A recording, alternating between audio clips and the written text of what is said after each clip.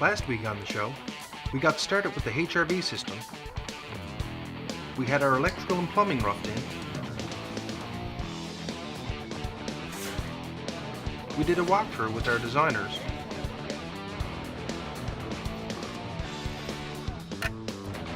And we went back outside to get our septic and well installed. We're Artisan Concrete, and you're watching Built In and Out on NTV.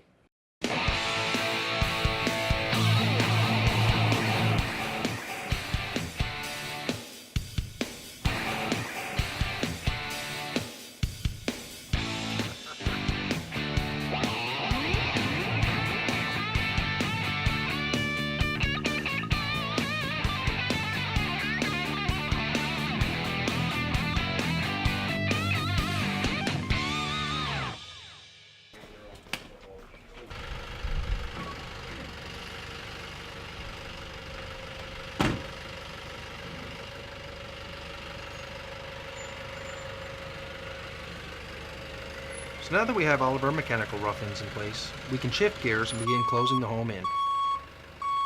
And once again, because we want to build this home to the best of our abilities, with the best products on the market today, we're bringing in a company to insulate our home with an insulation that's growing in popularity with each passing day. My name is Robert Burke. I'm the owner of EFI Group Limited, which also owns Ecofoam Insulation and EFI Coatings Limited.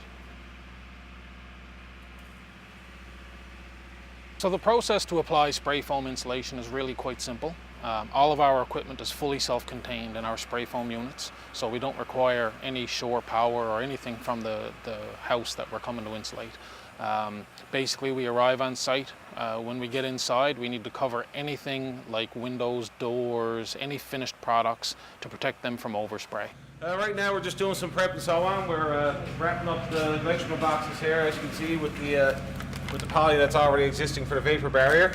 Just put a bit of tape around it, just to make sure there's no foam getting in on the wires and so on, and in the box to hamper the electrician's work.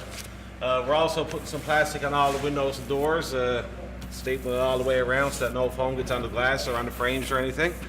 We're almost done that there now. Boss is just finishing up the front door here, and I'd say in another few minutes we'll be ready to get started. Spray foam insulation has been around for quite some time now, and at first it was mostly used by people that had really deep pockets. The cost was high, and a lot of that had to do with supply and demand. Nowadays, there are several contractors in our area performing this service, which brings me to the biggest point to take into consideration. If you choose to have a contractor spray foam your home, you need to do your homework. Ask around, check references, and maybe even check out some of their work. I did just that, and now they're here to take care of the business. So for this particular project, we've chosen to install closed cell, medium density 2-pound spray foam. We feel that it offers superior insulating value to any product that's on the market. It has an integrated vapor barrier, and more so than that, what it really means, it's different than just having the plastic on the inside of the wall. It actually eliminates moisture at the substrate, so right at the plywood at the exterior, so the moisture never actually enters the home. And that's one of the true benefits of spray foam insulation, especially closed cell medium density spray foam. It contributes to a very healthy environment within the home, eliminates exterior noise, pollutants, and various other things. And more so than that, it creates a tight home. And what I mean by that is that it's airtight, and it doesn't allow any heat loss through your exterior walls. Now we stack some R20 batt insulation over our eaves.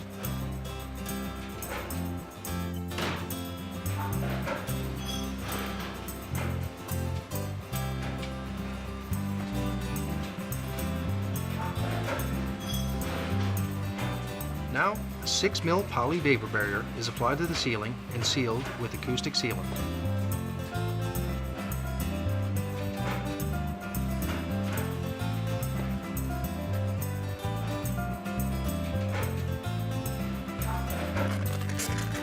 Then, with low expansion foam, seal around our windows.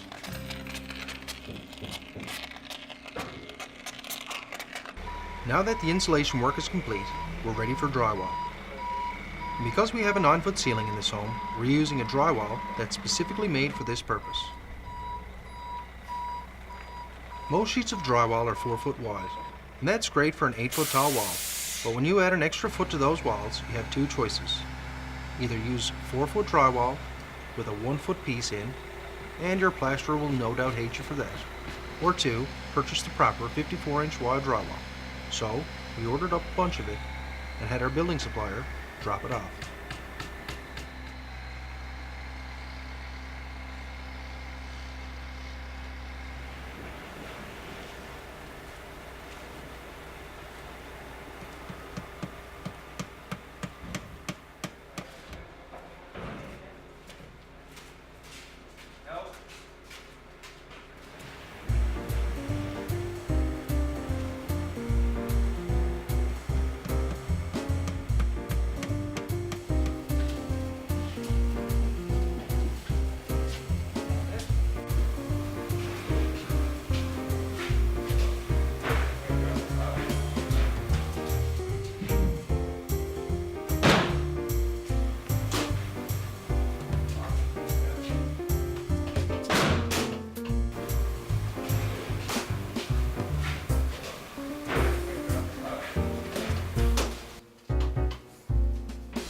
Now that all of our drywall's on site, it's time to call in some pros.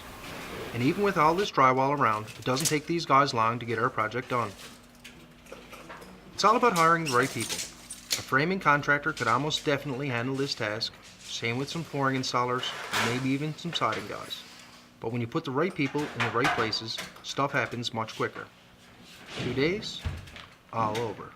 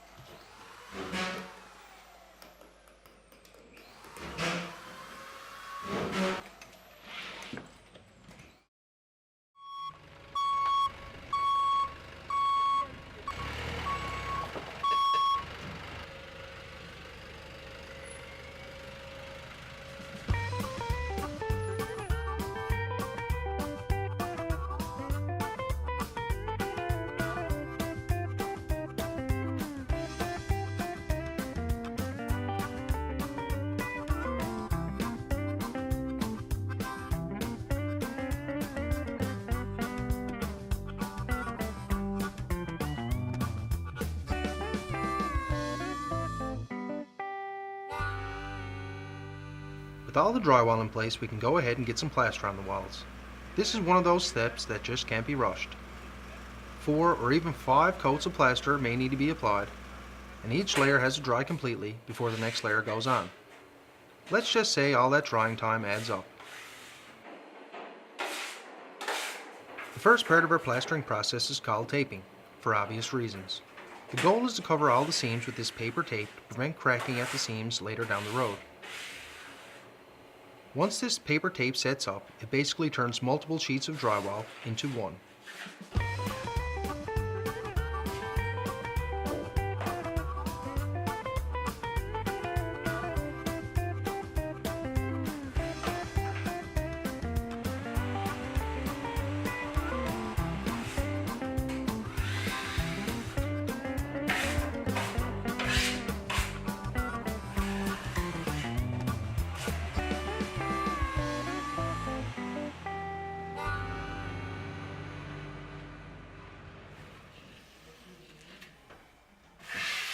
Once the tape layer is completed, Tom will continue to float all the seams, so we'll leave him to do his job and head back outside to meet some guys that are going to do a very special job for us.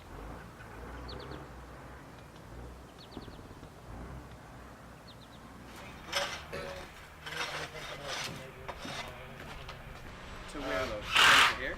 Yeah, we're going to make a couple swells, so maybe tack on a third piece for the kisses.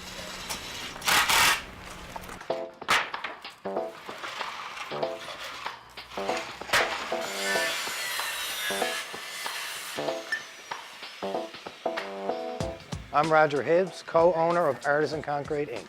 Today we're here at Mike's house. We're going to do a stamped concrete walkway / patio area.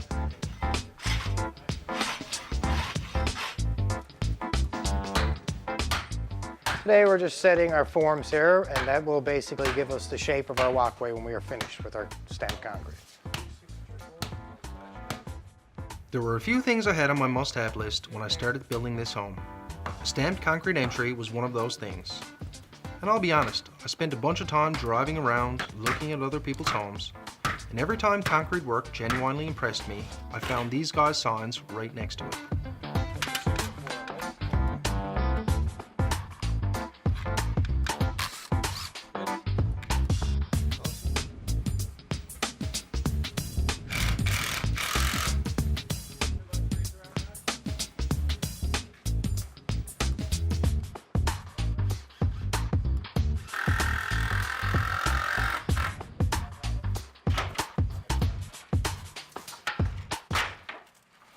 I'm Greg Mercer, co-owner of Artisan Concrete, Inc. So once our forms are set, then we're going to bring in a 3/4 Class A rolled gravel.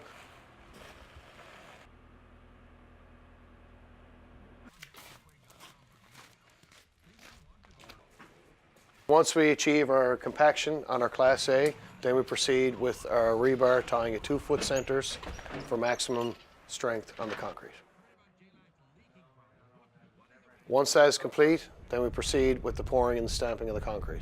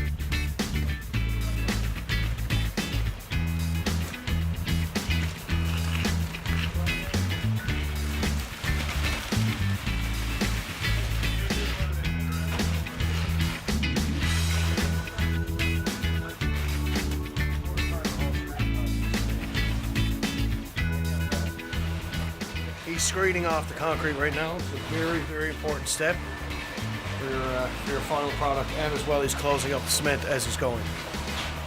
Extremely important, especially in stamping.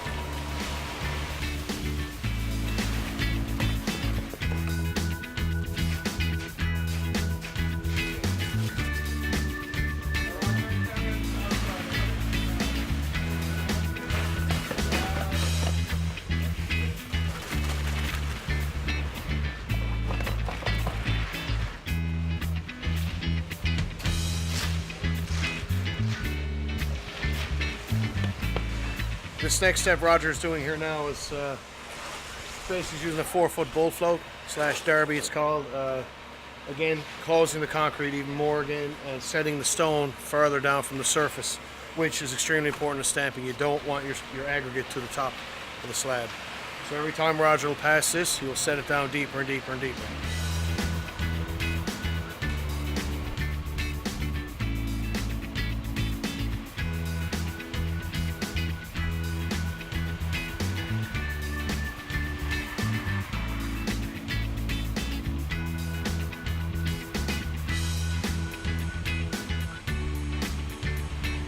Okay, so now we're just doing our first of a series of finishes for the concrete. We're going to keep breaking the surface tension on the slab until it becomes tight enough, then we can proceed with our colors and begin stamping.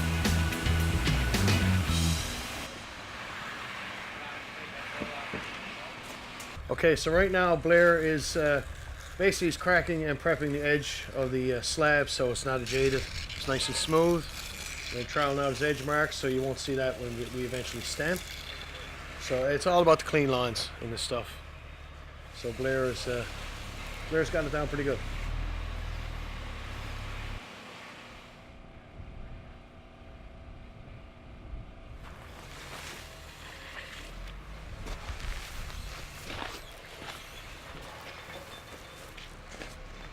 Right now, Greg is casting what we call a color hardener, which enhances the surface's color and also adds strength. He'll cast it in a skimming rock motion, which will give you a marbling effect for various colors.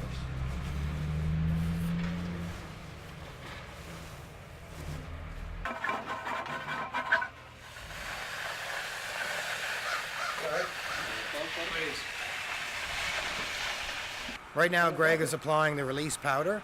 This is to ensure that the mats do not stick to the concrete. Also gives it the colors throughout the job to make it more vibrant.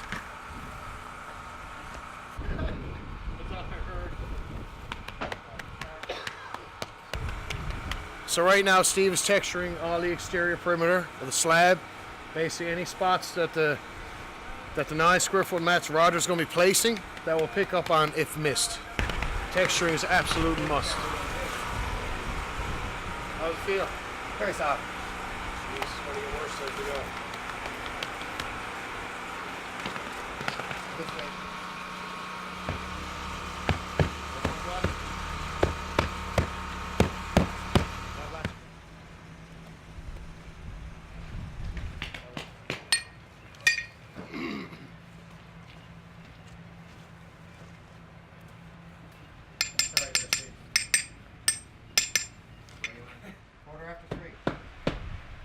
So basically now we're going to strip the face of the step here leading to the driveway. This is, again, as I mentioned earlier, this is our rock face granite mold. They're very popular for steps and they're really nice. We use them quite a lot. Okay, there you go. That's your reveal. And that's your 6-inch step leading to your driveway. They're beautiful molds. We really like using them.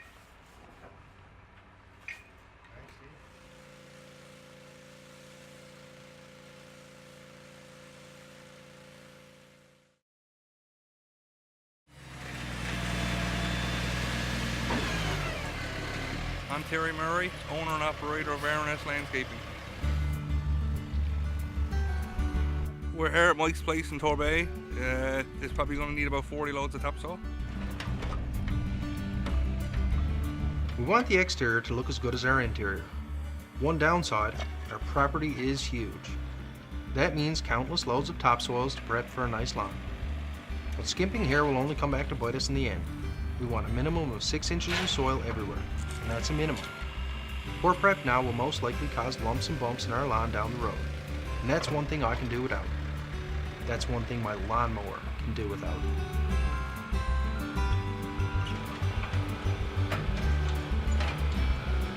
But there's one way to save a few bucks here, and an awful lot of labor. Hydro seed has become quite popular over the years, and I called up a guy to help me with just that. I'm Paul Waterman, owner of Land Pride Hydro Seeding Incorporated.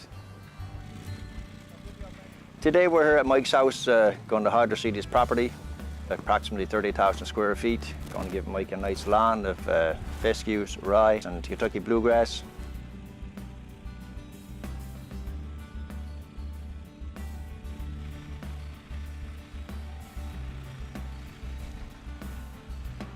We start out by liming the property. The reason why we lime is the pH is low in the topsoil. We like to get it up to about 6.5, 7 before a hydro seed. Gives a nicer product. Keeps the moss down, keeps the weeds down, under control.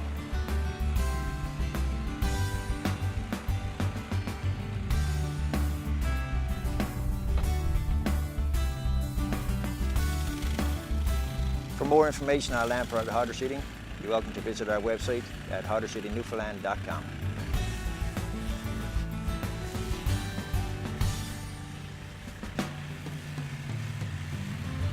That's it for this episode, folks. Come back and join us again next week as we continue to build our home right here on Built in NL.